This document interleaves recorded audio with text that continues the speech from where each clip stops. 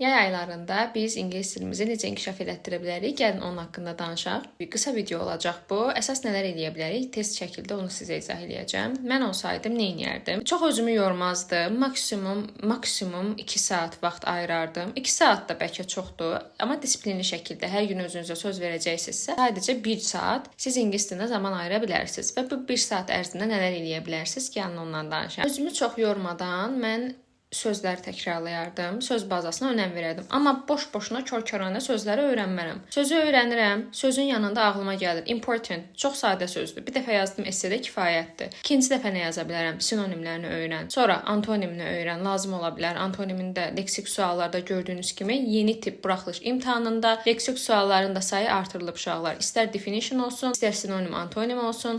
Bu hissələrə fikir verirsiniz. Və mən bu sözləri də, yeni öyrəndiyim sözləri də istənilən esse mövzusunda yazanda bu öyrəndiyim sözləri esseyə tətbiq edəcəm. Yəni siz kör-körənə sözləri ancaq quru-quru öyrənsəz, təbii ki, onu unudarsınız. İstədiyiniz sahəyə uyğun olaraq da növbəti olaraq nə edə bilərsiniz? Təbii ki, dinləmə və mətn eləyə bilərsiniz. Dinləmə 2 cür olur. Passive listening, active listening. Mən active listeningdə və yaxud da passive listeningdə nələr eləyərəm, onu deyim. Məsəl üçün, mənim ən sevdiyim kanallarından biri, həmişə deyirəm, yeni qoşulanlar üçün də yenidən təkrarlayım. BBC Learning English, 6 Minutes English, bir də YouTube-da Nas Daily YouTube səhifəsi var, hansı ki, mən bunu speakinglərdə daha çox istifadə edirəm. Dinləyəndən sonra o dinləmədə olan sualları özüm çıxardıram. Maraqlı vocabulary olsun və yaxud da suallar olsun, özüm o dinləmədən çıxardıb şagirdlərə verirəm. Siz özünüz də sadəcə istər yemək yeyəndə, hər hansı bir işlə məşğul olanda, sadəcə qulağınız ona öyrəşsin deyə istəsəz qulaq asa bilərsiniz. Nə edə bilərsiniz? Bunu dinləyəndən sonra linki kopyalayın, özünüzə əziyyət vermədən. Hər hansı bir belə deyim, AI proqramlarına atın, deyin ki, bu dinləmədə olan mövzuya uyğun True-False tapşırıqları versin. Hansı ki, yeni modeldə True-False tapşırıqları olduğuna görə testi eləmək rahatdır, True-False-lardan da bal itirməyəsiniz deyə onu praktik eləyə bilərsiniz. British Council-ın rəsmi səhifəsi ki var, ona daxil olun. İstənilən səviyyəyə uyğun, istər dinləmə, istər mətn, istər writing,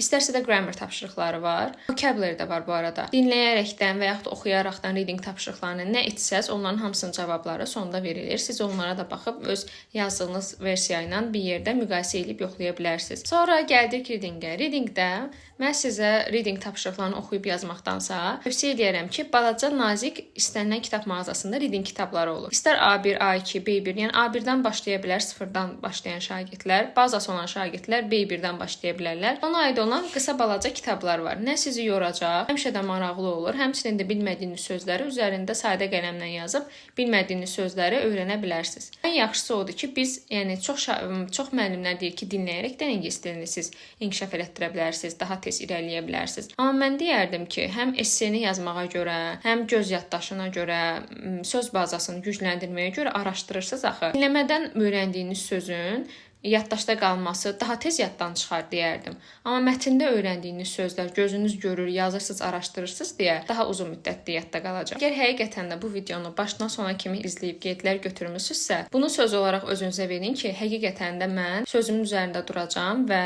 tədris ili başlayana qədər mən bu taktikalara əməl edəcəm. İnanın ki, 1 saat heç vaxtınızı almayacaq. Əsasında onsuz esse haqqında, yəni esse yazın deməkdən artıq bir təhər olmuşam. Praktikada həmişə yay qruplarımdakı şagirdlərimlə də eləmişdim. Hazırda yay qruplarıma qeydiyyat dayanıb, ümumiyyətlə də hazırlaşdırmıram. Yəni buraxılış qrupları hamısı fasilədədir. Yalnızca speaking qruplarım var. Onlarda da mən onları essenin yerinə speaking sualları ilə və yaxud da belə deyim, tərcümələrlə də gücləndirirəm.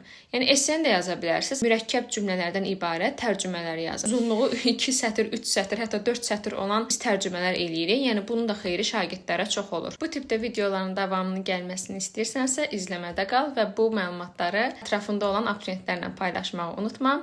Hər birinizə uğurlar arzulayıram.